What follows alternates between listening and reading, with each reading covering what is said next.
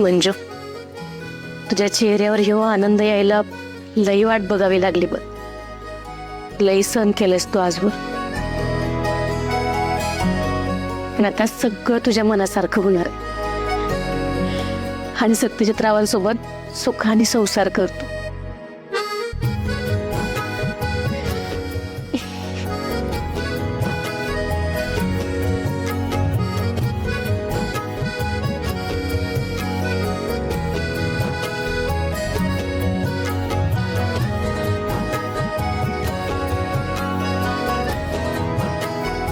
आई, अगं किती वेळ असा माझा हात हातात घेऊन बसणार आहेस?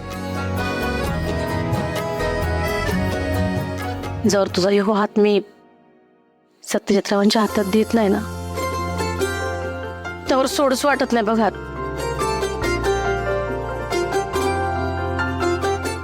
हसू नको, मी काही मस्करी करत नाही. खरंच तुझा हात सोडू वाटत नाही.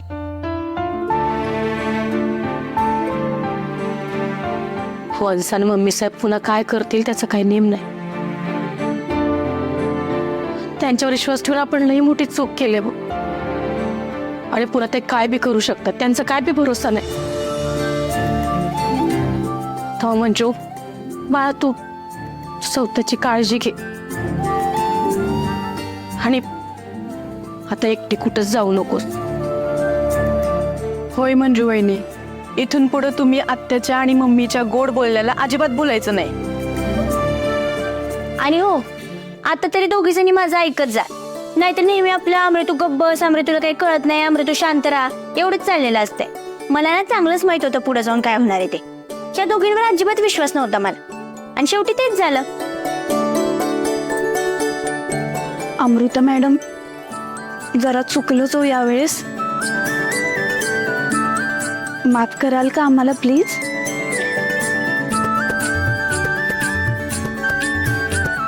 आई, तू आता अजिबात काळजी करू नको. मी एकटीनं कुठंच नाही जाणार.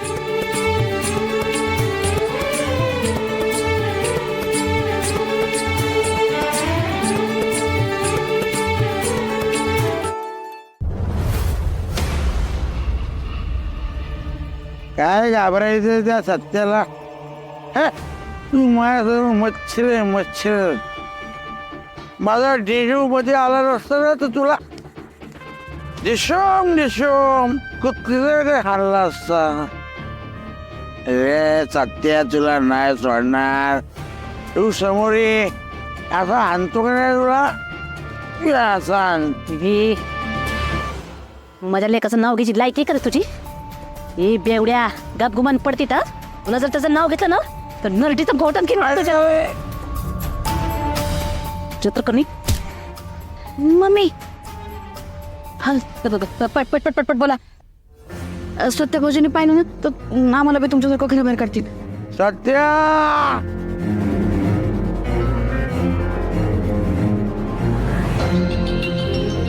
ही सपनी हल्ला करतो नाकाचा शेंडा. तुला काय वाटलं मी कायमची तर घराच्या बाहेर उभी राहील? ध्यानात ठेव, मी जेव्हा आतमध्ये येईन का नाही तेव्हा तुमच्या दोघींकडे बराबर बघीन बघ. किती वेळ झाला तुमच्या दोघींना बोलवत होते. सत्या वाय तुझी शिकारच करतो का नाही बघ. आता नीट कान देऊ नये का दोघी पण. मी जी काही सांगते ती, माझं एक काम करायचं.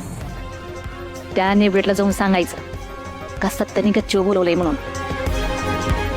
मी एकदा कधी नेबरेट गच्चीवर आली का मग कशी पळवते ती बघा तिला.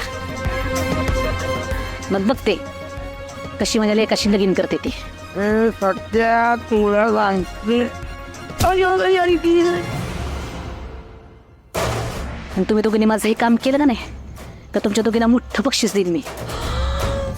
अयो मम्मी, हे लयच भारी प्लॅनिंग सुचलं बघा तुम्हाला. पण मी काय म्हणते, एवढ्या पॅनिक सिच्युएशन मध्ये बी असलं कसं सुचतंय हो तुम्हाला? हा वय वय, लय भारी. नाही नाही mummy, sorry to tell you, पण नाही जमायचं. का नाही जमायचं? हा, का नाही जमायचं? मग आता एवढ्या ऐन मोमेंटला आमची आठवण आली होय. एवढं सगळं किडनॅपिंगचा प्लॅन केला, एका शब्दाने बी सांगितलं नाही आम्हाला. होय सपना वहिनी, हे अगदी मुद्द्याचं बोलताय बघा तुम्ही. मम्मींनी आपल्याला अंधारात ठेवलं होतं आणि त्याच रागात मी मैत्रिणीकडे गेले होते, तोपर्यंत हळदी बी उरकल्या त्यांच्या. रत्ने कुठे तू जर का परिशीवरनं घसरली नसती तर सत्याची गेम वाजवली असती. ह्याच्यात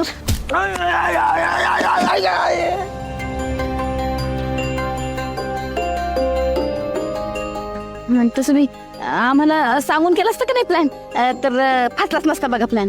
ह्याच्या आधी एवढ्या आयडिया दिल्या तुम्ही, किती सक्सेस झाले ना. असू दे असू दे. कमी चल गो जाऊया आपण. असं बी आता आपली काय गरज आहे त्यांना. त्यांच्याकडे आहे की त्यांचे ते काय ते हॅशटॅग पार्टनर इन क्राईम, ती फुकटी. चल गो कमी. हे सपने